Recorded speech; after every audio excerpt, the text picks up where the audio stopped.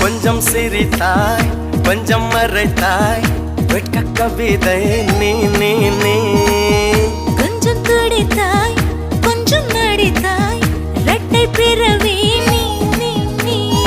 அம்மா அம்மம்மா என் தாயோட்டும் பேசாத மௌனத்தை நீயே சொன்னாய் அப்பா அப்பப்பா நான் யாரோடும் பேசாத முத்தத்தை நீயே தந்தாய்